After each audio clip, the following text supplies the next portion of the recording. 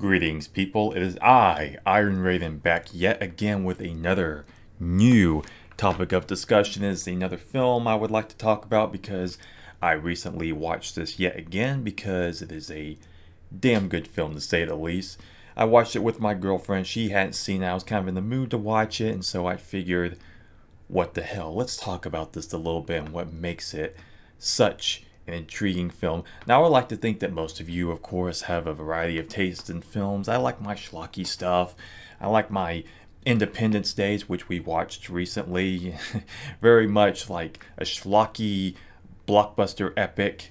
You know, back in the day, it was an event, and over the years, of course, you look at more. It's just like, yeah, it's just a very out there film, but very, very entertaining, and there's nothing wrong with that.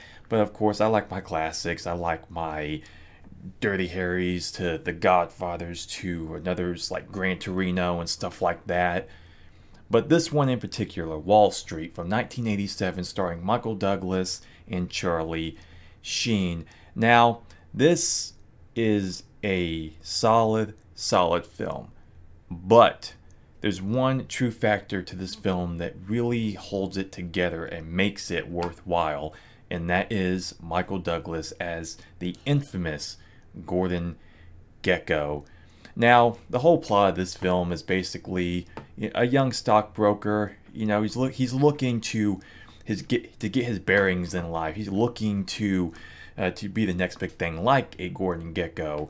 And so he had been trying to get in with him for a while now, and then he finally gets his shot to talk to Gordon Gekko. He is the pinnacle. He is the apex of Wall Street. He's the guy that everyone wants to be. He's the guy who has all the money and the knowledge, and that's what Bud Fox wants. And once they finally get to meet, Charlie Sheen's character, Bud Fox, he offers him just that one deal, that one out of 100 deals for the day, to where he can look at it and go, I can do something with that. And with their relationship really starts to grow. That's when Gordon Gekko really starts to groom Charlie Sheen and being the next him, in a sense. And he kind of wants that for him. He says it later in the film. But the true glue to that relationship that really made it really even become was that one bit of information that Charlie Sheen's character provides for him, and that is info on the Blue Star airline, which his father works for, who's actually is played by Martin Sheen, who's actually very good for what little screen time he does have in this film. And yeah, so he gives him that offer, and he sees what he can do with that. And like I said, the relationship starts to grow. But you know, of course, as it goes along, you start getting to that whole insider trading thing. And of course, it's very much an illegal act. But this is where the film really grabs you, and that is the character of Gordon Gekko, and just how smooth, just how methodical, how manipulative, but at the same time so intriguing, and can have points here and there that you can just really hang on to as an audience member. And that's what makes him truly one of the best villains, I would say, in just about any film.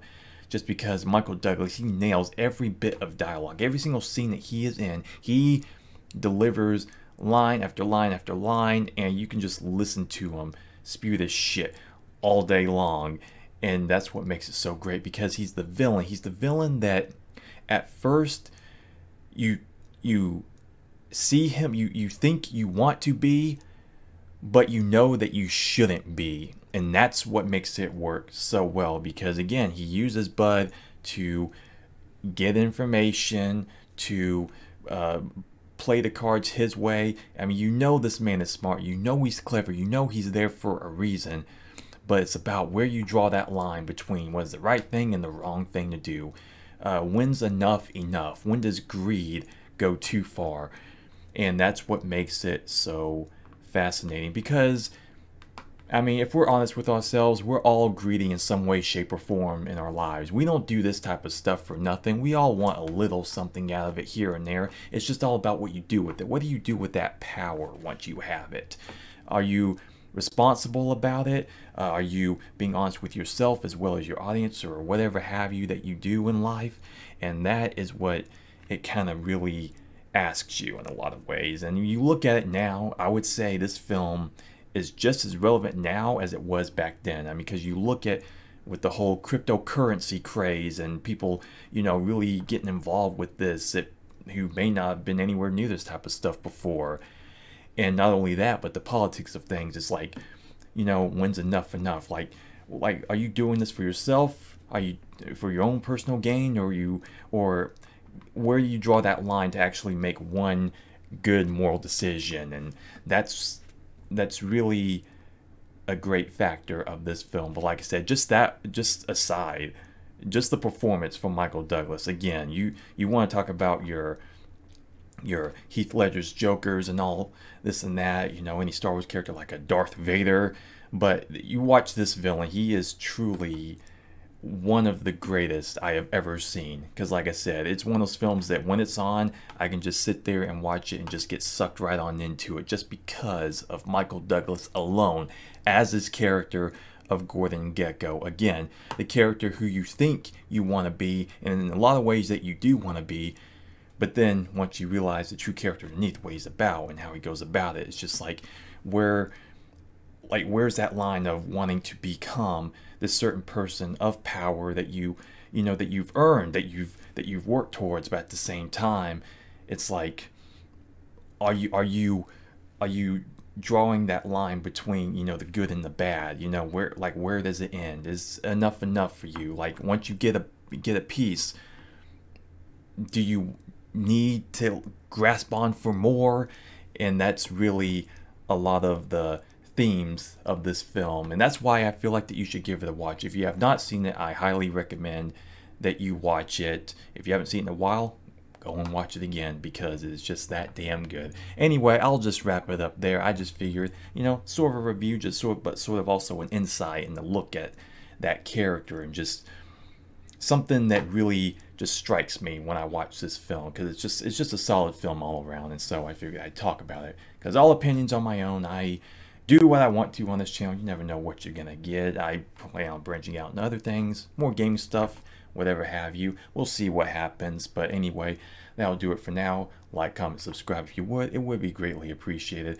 But at the same time, you have the free will to do whatever it is that you want to do. Like, I have the free will to just sit there and tell you, you should like, comment, subscribe, because I want to get monetized so I can get my money, so I can buy stock and blah, blah, blah, and do this and that, so I can just get all the power and just leave you all in the dust. I am kidding, of course. These outros of mine. Anyway, I'll see you next time. Bye for now.